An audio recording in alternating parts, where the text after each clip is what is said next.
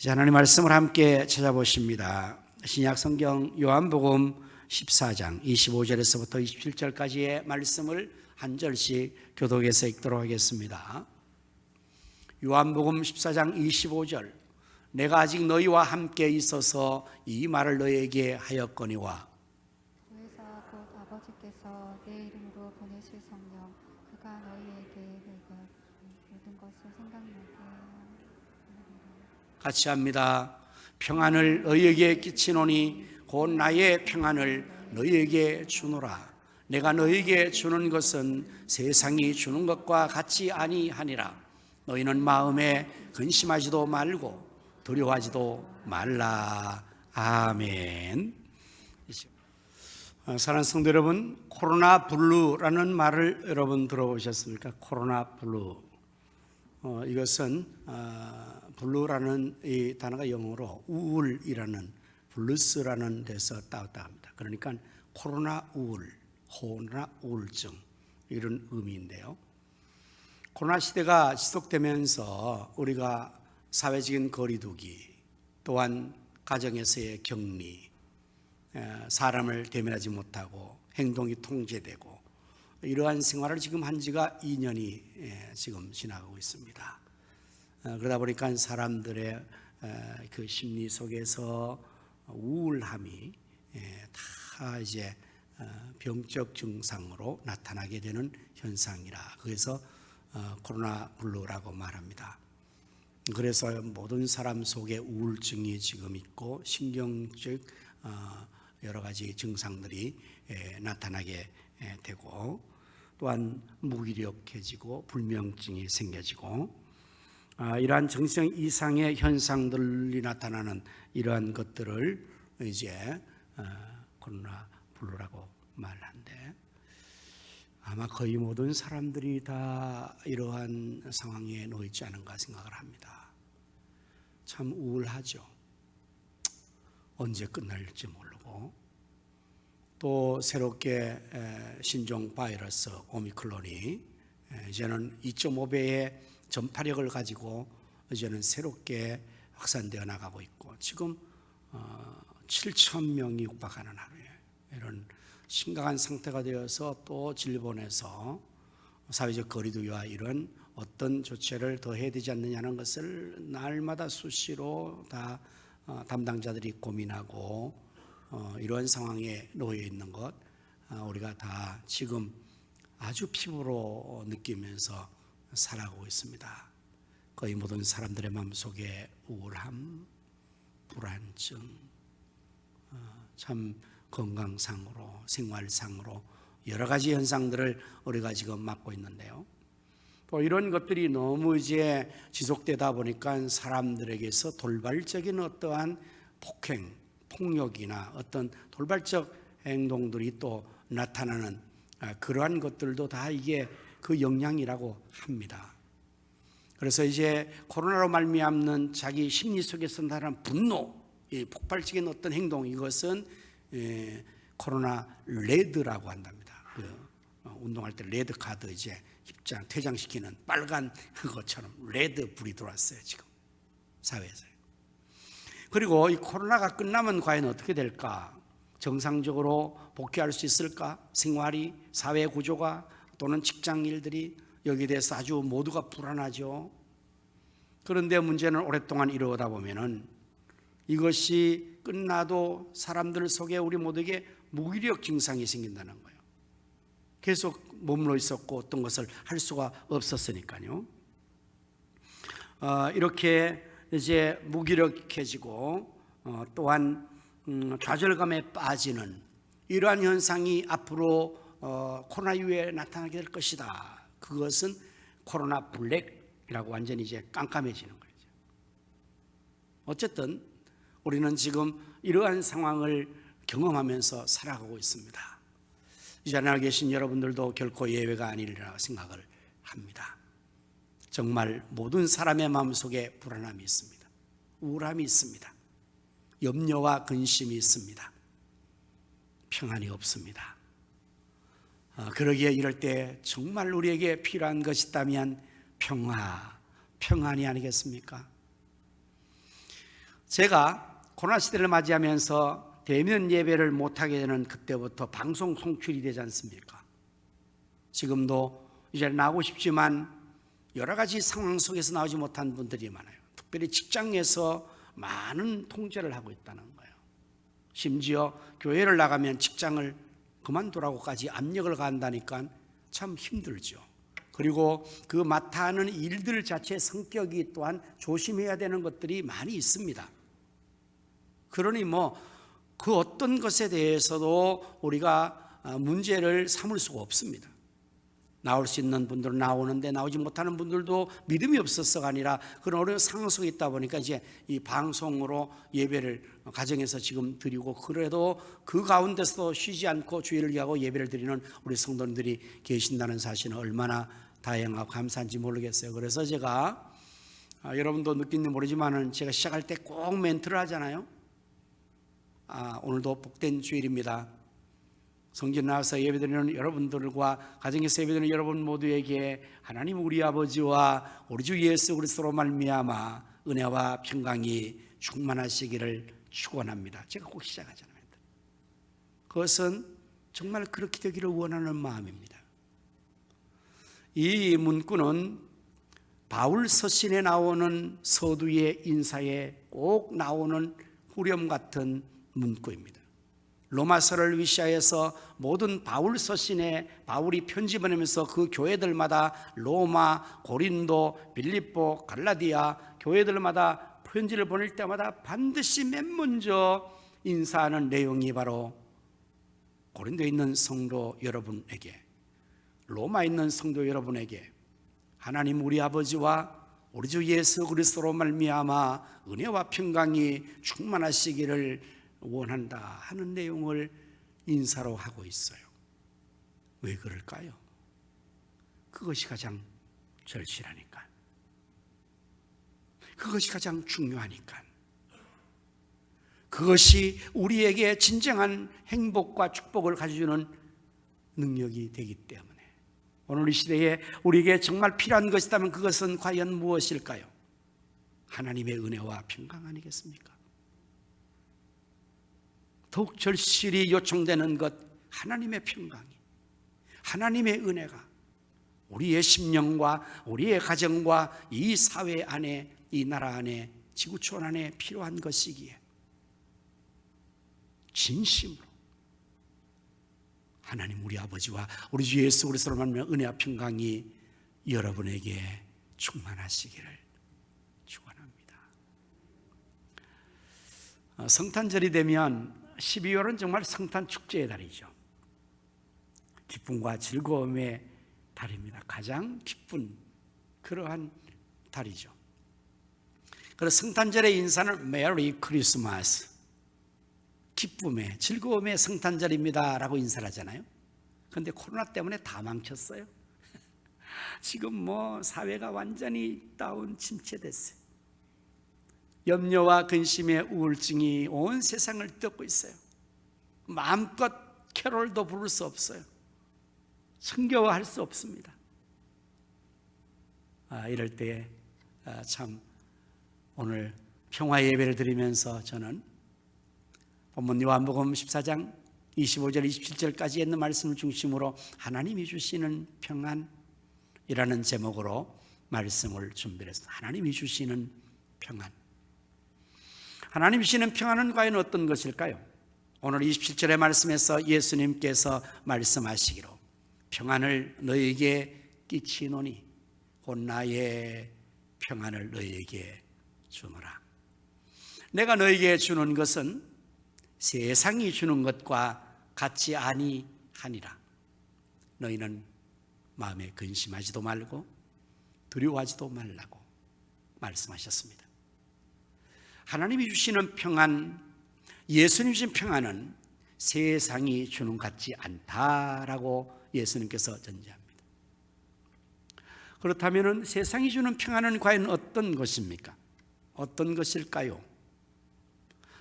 우리는 세상에서 어떨 때 평안을 누릴 수가 있을까요? 모든 환경과 조건이 좋을 때 평안을 누릴 수가 있습니다. 세상에서 환경과 조건과 여건이 평안하지 않는 상황이면 우리는 결코 평안을 누릴 수가 없죠. 그래서 세상이 주는 평안은 바로 그러한 조건 때문에, 그러한 상황 때문에 주어지는 평안입니다. 그러나 하나님 주신 평안은 그와 같지 않다고 말하고 있습니다. 사랑하는 성도 여러분, 여러분이 인생을 살아오면서, 세상을 살아오면서 평안의 상황과 조건이 좋았던 시절은 언제 얼마나 있었습니까?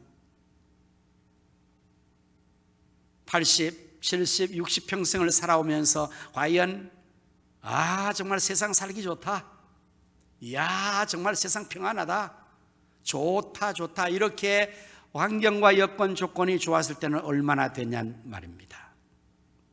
아마 그렇게 많지는 않았을 거예요. 제주도의 날씨는 1년에 30%만 좋은 날씨랍니다. 70%는 1년 내내 좋지 않다는 거예요. 바람이 많고 비가 오고 날씨가 갑자기 기후변화가 일어나고, 한라산 등반했다가 여름에 반바지 반팔로 갔는데 그냥 우박이 쏟아져버리고, 그래서 제주도 여행을 하면 여러분도 많이 해보시지만은 좋은 일기 날씨가 거의 없는 거예요. 그와 같이 우리 세상살이와 인생살이가 제주도 날씨 같지 않은가 싶습니다. 30%가 좀 반짝 개이고 좋은 날이 온다면 70% 날은 아주 험하고 좋지 않는 인생의 날이, 세상의 날이 세상살이가 아니겠습니까? 그러다 보니까 세상에서 평안을 우리가 원하지만 참된 평안을 누리는 순간은 많지 않는 거예요. 내 인생을 살아오면서 내가 정말 평안하게 행복하게 참 좋은 인생을 살았다, 그렇게 할 그러한 날들이 그리 많지 않다는 거예요. 과거가 그랬다면 미래는 좀 더 희망이 있어야 될 거 아닙니까? 어떨까요? 나의 남은 날들은, 나의 미래에는 정말 좋은 날들만 있을까요? 제가 어느 사람에게 칼렌더를, 이제 탁상 칼렌더를 받았는데 거기에 이 겉껍데기에 새해에는 꽃길만 걸었어요 이렇게 써놨더라고요. 여러분, 새해만 꽃길만 걸으시기를 바랍니다. 다 원하시죠? 다 좋은 거예요. 그 글기가 좋고 그러기를 정말 바라요.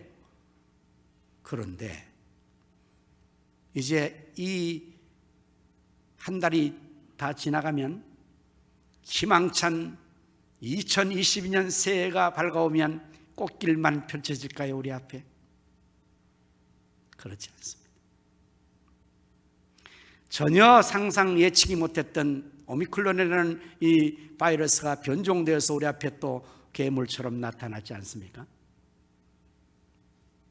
사회적, 이제 우리가 위드 코로나를 선언하고 선언하는데 이게 뭐 그냥 날마다 그냥 확정된 확진자가 막 폭발적으로 증가되니까 질본에서 어찌할 수 없어서 이제는 단계를 또다시 격상시킨다는 논의를 하겠다고 그러니 불안하죠. 그분들도 참 고민이 많을 것입니다. 세상은 결코 평안의 조건이 그렇게 쉽게 주지 않습니다. 개인도 전체도 마찬가지. 예수님 말씀하시기로 내가 주는 평안은 이렇게 세상이 주는 것 같지 않다라고 말하는 거예요. 그렇다면 어떤 것일까요? 그것이 환경과 조건과 상황을 초월한 평안을 주신다는 말씀입니다. 환경 때문이 아니라 어려운 환경과 여건과 조건이 있음에도 불구하고 하나님이 주시는 평안, 예수님이 주시는 평안을 끼치겠다는 것이에요. 그래서 하나님 주시는 평안은 세상이 주는 것 같지 않고, 그래서 세상의 환경 여건을 초월하고 능가할 수 있는 평안을 주신다는 말씀입니다. 이 은혜가 있기를 바랍니다. 오늘 우리가 예수님 믿고 살아가는 우리 인생의 삶이라고 해서 결코 세상 사람과 전혀 다른 시대를, 상황을 사는 거 아니에요. 우리도 똑같이 코로나 걸립니다. 여러분 조심하십시오. 열심히 기도하고 교회 열심히 예배드리면 코로나 안 걸린다, 그거는 아니에요. 다 걸려요. 코로나는 가리지 않습니다. 코로나 시대의 사업의 어려움 여러분 다 겪을 겁니다. 지금 건강상 어려움, 생활의 어려움 다 겪을 거예요. 그런데 다른 것이 있다면, 하나님이 주시는 평안, 예수 주시는 은혜는 세상과 다른 어떤 것이 있다는 사실을 말씀하고 있는 것입니다. 그래서 믿음의 사람들의 삶을 성경에도 보면 많은 환난이 있습니다. 어려움이 많습니다. 믿음의 사람이라고 해서 전혀 인생살이에, 그 가정사에, 그 삶에 어려움 없는 게 아니에요. 많은 환난이 있어요. 성경의 인물들은 거의 그렇게 살았어요. 우리와 같은 성정을 가진 사람이라고 별반 다른 거 없다고 말합니다. 그럼에도 불구하고 그들에게 하나님의 은혜가 있어서 그렇게 살았다는 거죠. 평화라는 주제에 그림 콘테스트를 했습니다. 자, 여러분 한번 알아맞히십시오. 어떤 그림이 가장 평화에 합당한 그림일까요? 첫 번째 그림, 어머니의 품 안에서 어머니의 젖을 먹고 있는 갓난 아이.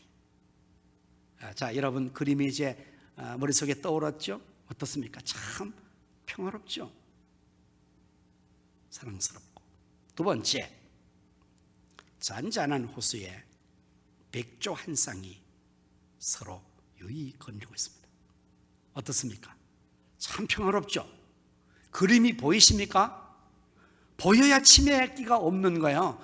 제가 이렇게 말하는데 그림이 안 떠오른다 이러면 진짜 심각한 것입니다. 여러분, 이렇게 말하면 바로 그냥 여러분의 머릿속에 그림이 쫙 펼쳐져서 생생히 보는 것처럼 되어야 되거든요. 잔잔한 호수에 백조 한 쌍이 거리는 거예요. 평화롭죠. 세 번째, 푸른 초장에 털복성한 양들이 풀을 뜯고 있어요. 어떻습니까? 평화롭죠? 자, 이 세 가지 중에서 여러분이 만약에 심사위원이라면 몇 번째 그림을 평화라는 주제의 그림으로 선택하시겠습니까? 다 뽑을 수 있겠죠. 각자. 그러나 이 세 가지는 다 탈락했습니다. 그렇다면 이 평화의 주제의 그림에 걸맞는 그림은 어떤 그림이었을까요? 화면이 아주 어둡습니다. 캄캄합니다. 으시으시합니다. 거센 바람이 일고 있습니다. 바다에 파도가 집채만한 것이 계속해서 출렁거리며 바위를 부딪히고 있습니다. 바닷가의 그 바위 틈바구니에 작은 구멍 안에 새 한 마리가 둥지를 들고 앉아 있습니다. 바로 이 그림이 당선이 된 작품이라는 거예요. 왜 그럴까요?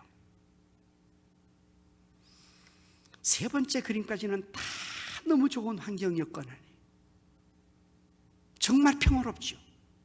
그러나 그 상황이 계속 지속될 수는 없다는 상황이에요. 어머니의 가슴에 있는 어린아이에게 위험이 닥치지 않는다는 보장이 없으니 그게 오히려 더 평화로운 것이 불안한 것이죠.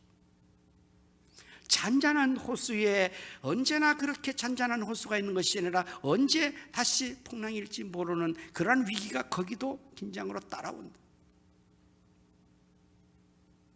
푸른 초장에 풀을 뜯는 양들에게 주변의 맹수가 언제 닥칠지 모르는 불안함이 있단 말이죠. 세상은 그렇게 아름다운 그림처럼 주어지지 않는 거잖아요. 끊임없이 거센 바람이 폭풍이 일어나고 있는 거예요. 파도가 삼킬 듯이 일어나서 철썩거리고 있습니다. 그리고 계속해서 부딪히고 있는 겁니다. 하지만 그러한 험악한 상황, 위험한 상황 속에서도 바위 속에 있는 이 둥지 안에 있는 새는 바위가 보호하고 있는 거예요. 그 안에 있기 때문에 주변의 환경 여건들이 아무리 험하고 아무리 위험하고 아무리 어려도 여기에 진정한 안식과 평안이 있다는 의미로 당선자게 된 것입니다. 사랑하는 성도 여러분, 오늘 우리가 이 세상을 살아가는 세상은 고해와 같습니다. 고난의 바다와 같습니다. 끊임없는 바람이 일고 있습니다. 풍랑이 일고 있습니다. 삼켜치 우리를 덮치고 있습니다. 그러함에도 불구하고 영원한 반석이시는 예수 그리스도 안에 우리가 숨어 있고 보호받고 있다면 우리는 안전할 수가 있는 것입니다. 바로 이것이 주님이 주시는 평안입니다. 다윗은 그의 생애에도 많은 어려운 고난과 힘듦이 많았죠.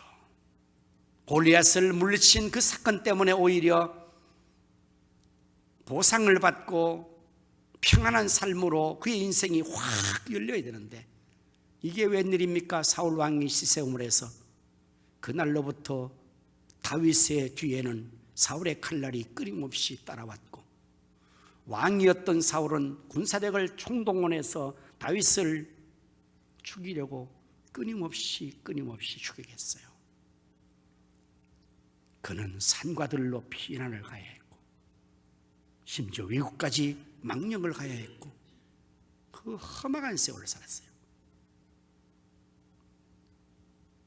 기가 막히는 웅덩이와 수렁에 빠져서 절망에 있었다고 그는 그의 시편 40편에서 고백을 합니다. 그러한 그가 어떻게 인생을 승리하며 살 수 있었을까요? 어떻게는 이스라엘의 왕 중의 왕으로서의 그 권력을 유지하고 그 힘을 유지하며 나라를 강성하게 키워냈을까요? 그 비결은 그의 시편 18편에서 우리에게 제시됩니다. 나의 힘이 되신 여호와여, 내가 주님을 사랑합니다. 주님은 나의 반석이십니다. 나의 요새이십니다. 나의 산성이십니다. 나의 구원이십니다. 나의 하나님이십니다. 하나님께 피하여 숨은 거예요. 하나님이 주시는 평안, 하나님이 주시는 힘, 하나님이 주시는 은혜로 그 수많은 바람을, 풍랑을, 어려움을 그 가운데 좌초되지 않고 그가 하나님의 손에 의해서 하나님 주신 평안으로 그의 인생을 승리로 살았다는 고백입니다. 하나님 주신 평안은 바로 세상이 주는 것 같지 않습니다. 코로나의 전국을 맞이하는 우리에게 진정한 하나님의 평안이 가능합니다. 하나님의 평안이 필요합니다. 하나님이 주시면 그 평안이 우리의 마음을 평화롭게 평정하게 만들 수가 있는 거예요.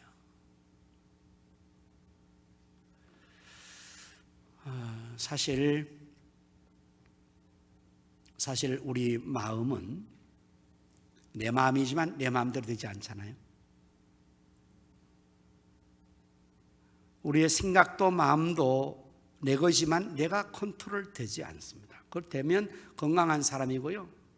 그러면 어느 정도 되는데 거의 완전하게 되지 않습니다. 특별히 정신적인 어려움을 겪는 이들에게 가장 어려운 것은 자기 마음과 생각들이지 않는다는 거잖아요. 혹시 성중에서 불안증이나 우울증이나 공황장애를 앓고 있는 분들은 너무 힘드실 거예요. 본인이 그 컨트롤이 안 되니까. 그래서 우리가 이제 도움을 받죠. 의사 선생님도 도움받고 상담도 받고 그렇게 해서 이제 치료를 받는데 정신과 치료는 거의가 이제 아마 상담하고 나서 잘 처방을 해주는데 일단은 그 처방되어지는 약의 여러 가지 특성이 있을 겁니다. 개인 따라서. 저는 뭐 전문 의사도 약사도 아니까 잘 모르는데 그냥 상식적으로 제가 알고 있는 바로는 그 약 속에 거의 수면제를 동반한다고 합니다. 수면제를. 왜 그러냐면 일단 잠을 자야지 건강해지거든요. 여러분, 우리가 평균 수면을 잘 취하면 자는 순간에 우리 몸속에서 엔돌핀 그리고 좋은 에너지와 호르몬이 배출되면서 피곤은 해소되고 면역성은 강해지고 건강해진다는 거죠. 잠을 자려면 잠을 잘 자야 돼요. 그런데 어려움을 겪는 사람은 일단 잠을 못 자거든요. 불면증 같은 사람 잠을 못 자거든요. 그러니까 잠을 못 자니까 건강의 체계가 다 깨떨어지면서 계속적으로 악조건이 가중되면서 나빠지니까 일단은 잠을 재우는 거예요. 그러면 잠을 자는 순간에 회복되니까. 그 말은 뭘 말하는 겁니까? 우리 자신도 내가 컨트롤 안 되고 의사 선생도 컨트롤 안 되니까 의사 선생은 약을 의존하고 약에 의해서 되도록 만드는 거. 그러니까 약을 쳐야 됩니다. 뭐 여러분들 다 지금 그 성인병에는 거의 그 고혈압 약을 계속 드셔야 되죠. 고혈압 그 약 드시는 분은 약을 만약에 드시다가 안 먹으면 어떻게 돼요? 큰일 나죠. 계속 먹어야 돼요. 그거는 그 약이 도와주는 거니까. 그와 같이 내가 나의 몸을 마음대로 못 한다는 말이에요. 그래서 이게 어려운 겁니다. 하지만 주님이 주시는 평안은 말 그대로 우리에게 주님이 주시는 겁니다. 다시 본문의 27절의 말씀 보면 주님께서 이렇게 말씀하죠. 평안을 너희에게 끼치노라. 끼친다, 끼친다. 이렇게 말해요. 곧 나의 평안을 너희에게 주노라. 주님의 평안, 하나님의 평안을 우리에게 끼친다는 말은 영향을 끼친다는 말이고 효과가 있게 한다는 말씀 아닙니까? 그러니까 내가 내 마음을 어떻게 못하고 내 생각을 어떻게 못하고 이 두려움, 이 불안함, 이 아주 우울함 이걸 내가 어떻게 못하니까 그러나 주님이 평안을 끼쳐주는 거예요. 그러면 이제 효과가 있습니다. 나타나는 거죠. 아마 많은 성도 중에서 불면증 때문에 고통당하는 분이 참 많다고. 여성분들 같은 갱년기를 지나면서 거의 불면증이 아주 뭐 그냥 많은 사람들이 겪는 건데요. 잠을 좀 푹 잤으면 좋겠다 이런 소원이 불면증 환자에게 있습니다. 불면증 환자들은 잠에 대해서 엄청나게 신경을 씁니다. 잠 잘 자는 사람은 그냥 누워서 자는 거예요. 생각 안 하고 그냥 잠들어 버려요. 근데 불면증은 그 누워서부터 잠들어야지, 안 자면 큰일 나는데 어떠면 자지 막 그래가지고 계속 잠 그런데 잠이 계속 안 오는 건 뭘 생각만 또록또록해지잖아요. 근데 성경에 보면 잠 되게 아주 잘 자는 사람 한 사람이 있어요. 누군지 여러분 아십니까? 베드로 사도입니다. 사도행전 12장을 보면은 헤롯 왕이, 유다의 헤롯 왕이 악명 높은 헤롯 왕가거든요. 요한의 형제 야고보를 칼로 목베어 처형시켰어요.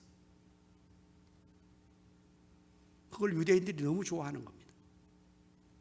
그러니까 이 유대인이 좋아하니까 이 헤롯 왕은 그 인기를 더 누리려고 베드로 사도까지 잡았어요. 옥에 가둬놨습니다. 이제 이번 순서는 베드로죠. 야고보 사도를 목베어 죽인 것도 모자라서 베드로까지 잡아서 옥에 가둬놓고 이제 밤이 지나면 끌어내서 처형시키는 그 전날 밤, 바로 그 전날 밤. 자, 이제 여러분 이 상황을 우리가 얼마나 심각한지 느낄 수 있게 했잖아요. 그런데 그 순간에 베드로는 감옥에 손발이 착고에 차이고 새 철창 안에 갇혀 있습니다. 그리고 그날이 지나면 끌려나가서 야고보처럼 처형을 당할, 죽음을 당할 그런 전날 밤에 베드로는 감옥 안에서 잠을 잤을까요? 철야를 했을까요? 잠을 잤습니다. 자도 보통 깊이 잔 게 아닙니다. 어느 정도로 깊이 잤는가? 천사가 와서 옆구리를 쳐서 깨울 정도로. 그래서 잠이 덜 깨나가서 첫째 문 지나가지고 그제서야 잠이 깼다 이렇게 성경에 있거든요. 얼마나 잠을 잘 자는 거예요. 자, 여러분 여기서 베드로가 이렇게 잠을 잘 수 있었던 것은 그가 평소에 잠꾸러기이기 때문에 그랬을까요? 아무리 잠을 잘 자는 사람도 그러한 위기 상황에서 잠을 잔다는 것은 이거는 상식적으로 이해가 되지 않죠. 예? 아니 자기가 지금 감옥에 잡혀왔다고요 지금. 그리고 내일이면 끌려나가서 처형 목뱀을 당하고 죽임을 당하는 그 상황인데 거기서 잠을 잘 수 있다고요? 이거는 정말 보통 일이 아니지 않습니까? 저는 생각할 때 바로 하나님께서 베드로에게 그 상황에서 평안을 준 것 같아요. 잠잘 수 있는 은혜를 준 것 같아요. 하나님께서 그 사랑하는 자에게 잠을 주신다는 시편의 말씀처럼 아마 그 사랑하는 종에게 그 위험한 상황, 불안한 상황에서 하나님께서 그냥 깊이 잠들게 평안을 준 것 같아요. 세상 모르게 그냥 세상이 무너지든 말든 죽든 말든 나는 잔다 이래가지고 지금 잔 거 아니겠습니까? 하나님 주시는 평안이 바로 그런 것이라. 하나님께서 평안을 끼쳐주면, 하나님의 평안, 주님 평안을 주시면 우리의 마음에 내가 평소에 생각지만 잠도 안 오고 불안하고 두렵고 염려되고 어찌할 수 몰랐던 이런 우리의 상황이 주님께서 내가 너에게 평안을 끼치노라, 평안을 주노라 하면 그 순간에 놀랍게 나도 모르게 깜짝 놀라게 다 없어진 거예요. 언제 내가 불안한지, 언제 내가 두려운지 없어지게 그냥 내 마음속에 평안이 그냥 쫙 자리 잡는 거예요. 얼마나 좋겠어요. 여러분 그런 은혜 받고 싶지 않습니까? 그런 은혜가 여러분에게 있어지기를 축원합니다. 저희 집사람도 아주 불명 때문에 아주 굉장히 매일마다 힘들거든요. 새벽에 나올 때 거의 어떨 때는 뭐 한숨도 못 잤다 그러고 따라 나오고 그러는데, 불면증 있는 여러분들에게 이 하나님의 평강, 주님 평강이 있어서 깊은 잠을 잘 수 있기를 축원합니다. 주님 주신 평안이 그런 거거든요.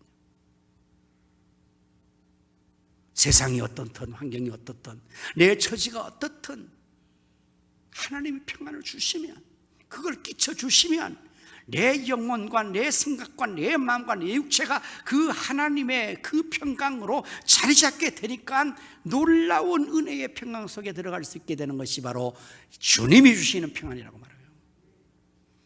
지금 이 본문의 14장, 요한복음 14장은 예수님께서 시작부터 1절부터 이렇게 시작해요. 너희는 마음에 근심하지 말라, 하나님 믿으니 또 나를 믿으라, 이렇게 시작을 했어요. 왜 그렇게 시작할까요? 그 이유는 저희들이 지금 불안하거든요. 근심 중에 있다는 것을 주님 너무 잘 아십니다. 왜 불안하고 근심 중에 나가면 예수님께서 저희들을 떠나서 아버지께로 가신다고 말씀하고 나니까 그때부터 저희들이 걱정이, 근심이 생긴 겁니다.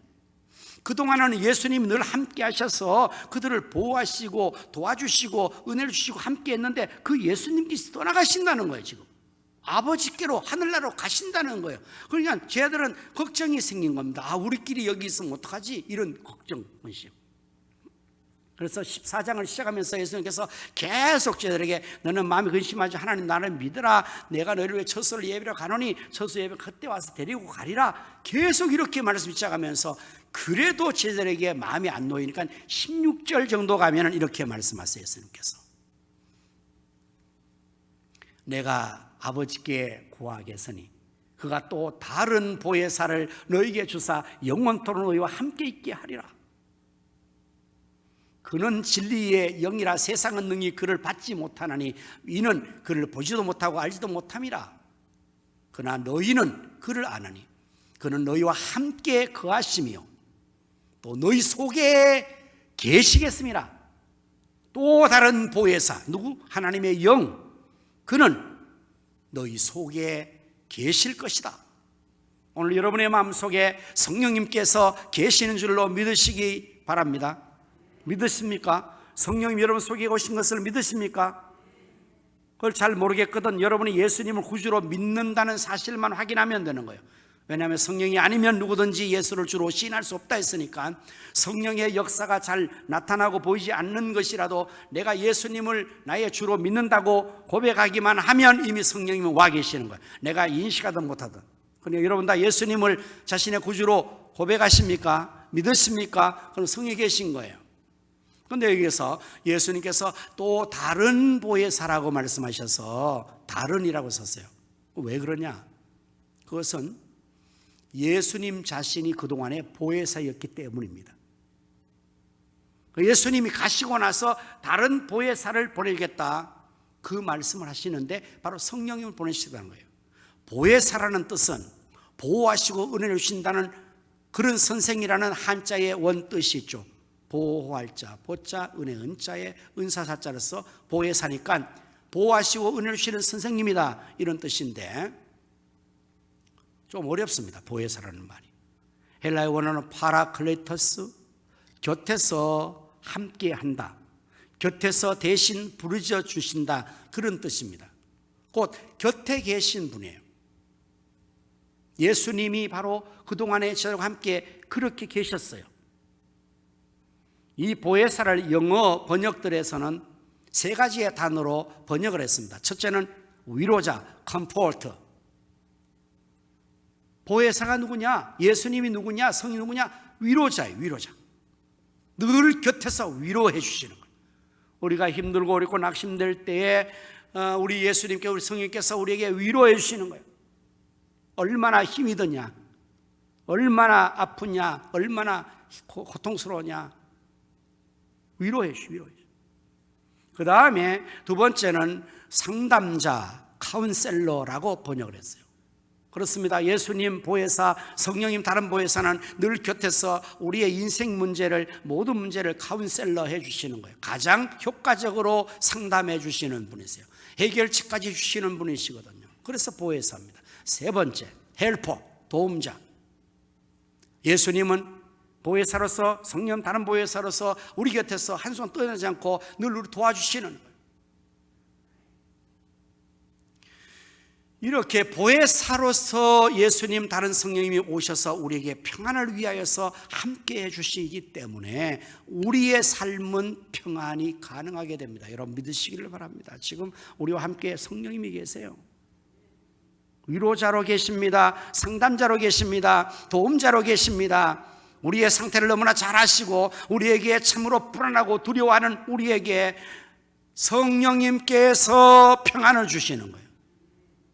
환경을 이기게 하시는 거예요. 성령을 받은 사람들은 환경 여건을 초월해서 평안 가운데 오히려 더 담대하게 살아갑니다. 여러분 예수님 제자들을, 그리고 초대교회 성도들이요, 오순절 성령 강림 받기 전에 어땠어요?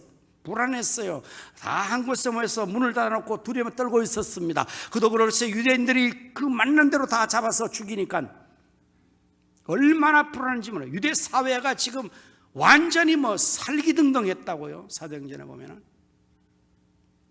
근데 오순절 성령을 받고 나니까 저들이 성령님께서 보혜사가 되시고 능력자가 되셔서 그들 속에 강력하게 충만하게 임하니까 성령께서 마음과 생각을 충만하게 평안하게 잡아내 담대하게 만들어요. 저들은 이제 문을 박차고 나가서 거리에서 사방에 그들을 잡아 죽이려는 유대인들 앞에서도 담대하게 예수 그리스도를 증거합니다. 또 당연히 잡혀갔겠죠. 막 해보세요. 잡아가지. 그래서 그들 공회 앞에, 오늘 국회 앞에 저를 세워놓고 신문하는 거예요. 위협하는 겁니다. 다시 그 이름으로 말하면 죽일 거야, 이렇게 위협하니까 그 앞에서 뭐라고 대답하는가 하면, 하나님 앞에서 너희 말 듣는 것과 하나님 말씀도 어느 것이 옳은가 판단하라. 우리는 보고 들은 것을 말하지 않을 수 없다. 그러면서 그들 위협 앞에서도 담대하게 얘기하고 증거합니다. 다시 말하면 죽이려면 죽여라. 어디서 이런 용기가, 어디서 이런 배짱이 생겼을까요? 바로 성령님께서 주신 것. 오늘 여러분 이 시대에, 이 코로나 증국에 여러분 모두가 성령 충만 받으시길 바랍니다. 성령께서 여러분의 마음에 평안을, 용기를, 담대함을 주신다면 코로나 무릅쓰지 않습니다. 어려움을 이겨냅니다. 이제 우리가 정말 이 평안을 누릴 수 있는 것은 하나님과 예수님을 믿는 거예요. 1절 말씀에 분명히 말씀하죠. 너희는 마음에 근심하지 말라. 하나님 믿으니 또 나를 믿으라. 여러분, 하나님 믿으시고 예수님 믿으 성령 믿으시면 담대해질 수 있어요. 걱정할 거 없습니다. 하나님 믿고 예수님 믿으면 됩니다. 하나님 예수님께서 은혜 주시면 되지 않겠습니까? 그게 우리에게 주신 하나님의 은혜죠. 그래서 마음에 근심하지 않고 두려워하지 않을 수 있어요. 하나님 굳게 믿고 예수님 굳게 믿으면. 코로나를 굳게 믿으면 불안해져요. 여러분, 코로나를 자꾸 믿지 마세요. 근데 믿음은 들으면서 나기 때문에 계속 여러분이 코로나 뉴스 계속 듣고 코로나 이게 계속 들으면 코로나 믿음이 생겨가지고 코로나가 완전히 믿음이 돼가지고 불안하고 아주 연약해지는, 코로나는 믿으면 안 돼요. 하나님 믿으셔야 됩니다. 예수님 믿으셔야 됩니다. 그러면 평안이 지배하고 승리할 수 있다는 말씀이에요. 왜? 하나님 예수님 코로나를 물리칠 수 있고 능히 코로나보다 강하시니까요. 환경을, 여건을 초월해서 역사하는 분이 하나님이시니까요. 마지막으로 우리가 정말 이 진정한 평안을 실제 삶에서 누릴 수 있는 삶의 비결, 그것은 빌립보서 4장 6절 7절 말씀, 너무 잘하는 말씀이에요. 아무것도 염려하지 말고 다만 모든 일에 기도와 간구로 구할 것을 감사함으로 하나님께 아뢰라. 그리하면 모든 지각에 뛰어난 하나님의 평강이 그리스도 예수 안에서 너희 마음과 생각을 지키시리라. 이것이 비결이에요. 염려가 많지요. 근심이 많고 그거 하지 말고, 그것만 하고 있으면 염려 근심에 사로잡혀. 그거 하지 말고 일단은 기도와 간구로 그 모든 것들 구할 것을 감사함으로 하나님께 아뢰면 이제는 하나님의 평강이 그리스도 예수 안에 너희 마음과 생각을 지켜주신다는 거예요. 이게 굉장히 중요한 말 아닙니까? 오늘 우리의 모든 것이 마음과 생각 때문에 되는데, 내 마음과 생각이 코로나로 이 세상의 어려움으로 여러 가지 것들로 지배당하기 때문에 내가 불안한 겁니다. 사람은 마음 생각으로 가니까요. 그것을 하나님의 평강으로 지켜주신 하나님의 평강. 하나님께서 마음과 생각을 지켜주시니까 그 평강이 마음과 생각을 지배하면 우리의 육체가 안전히 거하고, 그런 가운데서 우리의 삶이 평강한 삶으로 이루어지게 되는 거죠. 하나님은 평화의 왕이시고 예수님이 살렘의 왕이시고 평강의 왕이시라 했으니까 이제 우리가 하나님 앞에 아뢰일 때 그런 가지고 기도하며 감사함으로 하나님께 아뢰면 하나님의 평강이 지배해 주시고 주님 주시는 평안이 우리 속에 거함으로 말미암아 세상이 줄 수 없는, 세상 같지 않는 평안을 우리는 받아서 세상 사람과 다른 삶을 살 수 있게 돼요. 고난천국에서 불안하지 않고 오히려 주 안에 있는 나에게 딴 근심 있으랴 주님 안에서 참된 평안 누리면서 승리하는 삶을 살 수 있게 될 줄로 믿습니다. 하나님의 평강이 여러분의 마음과 생각을 지켜주시기를 주님의 이름으로 축원합니다.